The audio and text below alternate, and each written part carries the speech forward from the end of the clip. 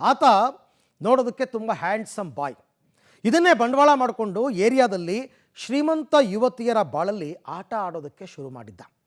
ಮೊದಲಿಗೆ ಪರಿಚಯ, ಸ್ನೇಹ, ಆನಂತರ ಲವ್, ಸೆಕ್ಸ್, ದೋಖಾ ಮಾಡಿ ವಂಚಿಸುವ ಮನ್ಮಥನ ವಿರುದ್ಧ ಈಗ ಯುವತಿ ಪೊಲೀಸ್ ಠಾಣೆಗೆ ಮೆಟ್ಲೇರಿದ್ದಾರೆ. ಹಾಗಾದರೆ ಯಾರೀತ? ಈತ ಮಾಡಿರೋ ಅನ್ಯಾಯ ಆದರೂ ಏನು ನೋಡೋಣ ಬನ್ನಿ. ಶ್ರೀಮಂತ ಯುವತಿಯರೇ ಈತನ ಟಾರ್ಗೆಟ್. ಸ್ನೇಹ, ಪರಿಚಯ ಬಳಿಕ ಲವ್, ಸೆಕ್ಸ್, ದೋಖಾ.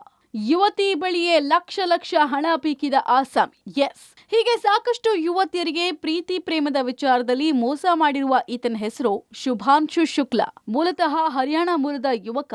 ಈತ ಕಳೆದ 4-5 ವರ್ಷಗಳಿಂದ ಬೆಂಗಳೂರಿನಲ್ಲಿ ನೆಲೆಸಿದ್ದು ಟಿ ದಾಸರಹಳ್ಳಿಯಲ್ಲಿ ಬಾಡಿಗೆ ಮನೆಯಲ್ಲಿ ವಾಸ ಇದ್ದಾನೆ. ಈತನ ಹೈಫೈ ಜೀವನಕ್ಕೆ ಮನಸ್ಸೋತ ಯುವತಿಯರು ವಂಚನೆ ಬಳಿಕ ಈತನ ಸತ್ಯ ಗೊತ್ತಾದ ಮೇಲೆ ಪೊಲೀಸ್ ಠಾಣಾ ಮೆಟ್ಲೇರಿದ್ದು ಆತನಿಗೆ ಸೂಕ್ತ ಶಿಕ್ಷೆಗೆ ಆಗ್ರಹಿಸಿದ್ದಾರೆ. ಹರಿಯಾಣ ಮೂಲದ ಶುಭಾಂಶು ಶುಕ್ಲಾ ಈತ ಏನು ಆರೋಪಿಯಾಗಿದ್ದಾರೆ. ಈಗಾಗಲೇ ಯುವತಿಯರ ಜೊತೆ ಸಲಕ್ಕೆ ಸ್ನೇಹವನ್ನು ಬೆಳೆಸೋದು ಈತ ಮೊದಲಿಗೆ, ನಂತರದಲ್ಲಿ ಪರಿಚಯ ಮಾಡಿಕೊಂಡು ಆತ ಲವ್, ಸೆಕ್ಸ್, ದೋಖಾ ಕೂಡ ಮಾಡಿರುವಂಥದ್ದು. ಈ ವಿಚಾರದಲ್ಲಿ ಸಾಕಷ್ಟು ಯುವತಿಯರ ಜೊತೆ ಕೂಡ ಈತ ಸಭ್ಯವಾಗಿ ನಡ್ಕೊಂಡಿದ್ದಾನೆ ಅಂತ ಹೇಳಿ ಈಗ ದೂರುದಾರೆ ಒಂದು ಬಾಗಲಗುಂಟೆ ಪೊಲೀಸ್ ಠಾಣೆಯಲ್ಲೂ ಸಹ ದೂರನ್ನು ನೀಡಿರುವಂಥದ್ದು. ಈ ದೂರಿನ ವಿಚಾರವಾಗಿ ಬಾಗಲಗುಂಟೆ ಪೊಲೀಸರು ಅದನ್ನು ಬಂಧಿಸಿ ಒಂದು ವಿಚಾರಣೆ ಕೂಡ ಮಾಡಿರುವಂಥದ್ದು. ಅಪ್ರಾಪ್ತ ಬಾಲಕಿ ಮೇಲೆ ಲೈಂಗಿಕ ದೌರ್ಜನ್ಯ ಆರೋಪ. ಬೆಂಗಳೂರಿನ ಬಾಗಲಗುಂಟೆ ಪೊಲೀಸ್ ಠಾಣಾ ವ್ಯಾಪ್ತಿಯಲ್ಲಿ ಘಟನೆ ಆಗಿದ್ದು, ಆರೋಪಿ ಶುಭಾಂಶು ಶುಕ್ಲಾ 27 ವರ್ಷ ವಯಸ್ಸಿನ ವ್ಯಕ್ತಿಯನ್ನ ಪೊಲೀಸರು ಬಂಧಿಸಿದ್ದಾರೆ.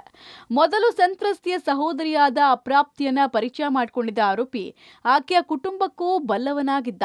ಬಳಿಕ ಬಾಲಕಿ ಸಹೋದರಿಯನ್ನ ಪ್ರೀತಿ ಬಲೆಯಲ್ಲಿ ಬೀಳಿಸಿದ್ದ ಈತ ಮಾಸ್ಟರ್ ಪ್ಲಾನ್ ಮಾಡಿ ಆಕೆಯನ್ನ ತನ್ನ ಜೊತೆ ಕರ್ಕೊಂಡು ಹೋಗಿದ್ದ.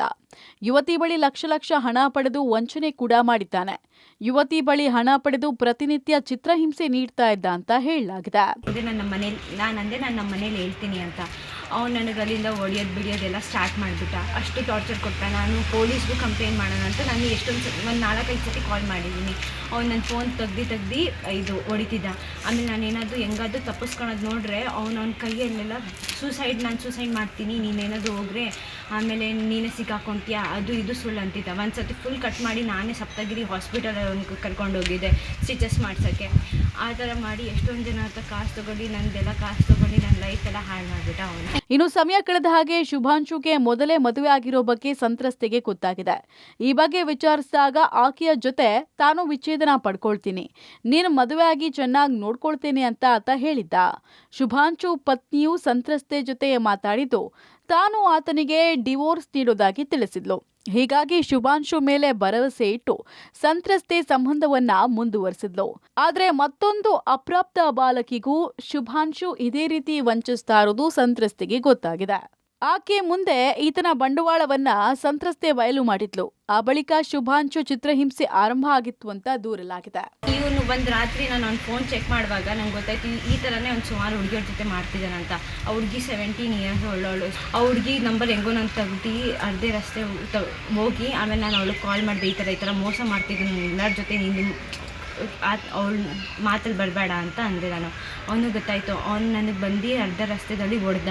ಆಮೇಲೆ ನನಗಂದ ನೀನೆಲ್ಲ ನನ್ನ ಪ್ಲ್ಯಾನ್ ಎಲ್ಲ ಫೇಲ್ ಮಾಡಿಬಿಟ್ಟೆ, ಅವಳ ಹತ್ರ ನಾನು 50 ಲಕ್ಷ ತೊಗೊಳ್ತಿದ್ದೆ, ನೀನೆಲ್ಲ ಹಾಳು ಮಾಡಿಬಿಟ್ಟೆ ಅಂತ ಅರ್ಧ ರಸ್ತೆ ತುಂಬ ಹೊಡೆದ. ಆಮೇಲೆ ಒಂದು 4-5 ಜನ ಯಾರೋ ರಾತ್ರಿಯಲ್ಲಿ ಓಡ್ತಿದ್ರು, ಅವ್ರು ಬಂದು ನನಗೆ ಸೇವ್ ಮಾಡಿದ್ರು.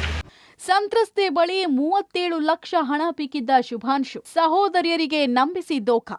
ಇನ್ನು ಸಂತ್ರಸ್ತೆ ಬಳಿ 37 ಲಕ್ಷ ಹಣವನ್ನ ಪಡೆದಿದ್ದ ಆರೋಪಿ ಶುಭಾಂಶು ಯುವತಿ ಮನೆಯಲ್ಲಿ 559 ಗ್ರಾಂ ಚಿನ್ನಾಭರಣ ಕೂಡ ಕದ್ದಿದ್ನಂತೆ. ಈ ಬಗ್ಗೆ ದೂರು ನೀಡಿದ್ರೆ ಸಾಯಿಸ್ತೀನಿ ಅಂತ ಬೆದರಿಸಿದ್ದ. ಆ ಬಳಿಕ ಸಂತ್ರಸ್ತೆ ಚಿತ್ರಹಿಂಸೆ ತಾಳೋಕಾಗದೆ ಶುಭಾಂಶುನನ್ನ ಬಿಟ್ಟು ಬಂದಿದ್ಲು.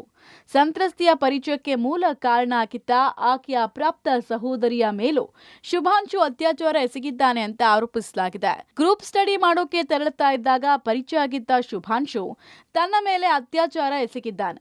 ನಾನ್ ಕರೆದಾಗ್ಲೆಲ್ಲ ಬರಬೇಕು ಅಂತ ಬೆದರಿಸಿದ್ದ ಆತ ನಿನ್ನ ಮನೆಯವರನ್ನ ನನಗೆ ಪರಿಚಯ ಮಾಡಿಸು ಅಂದಿದ್ದಂತೆ. ಹಾಗಾದ್ರೆ ಮಾತ್ರ ತಾನು ನಿನ್ನನ್ನ ಬಿಡೋದಾಗಿ ಹೆದರಿಸಿದ್ದ ಅಂತ ಅಪ್ರಾಪ್ತೆಯು ದೂರಿದ್ದಾಳೆ ಎನ್ನಲಾಗಿದೆ.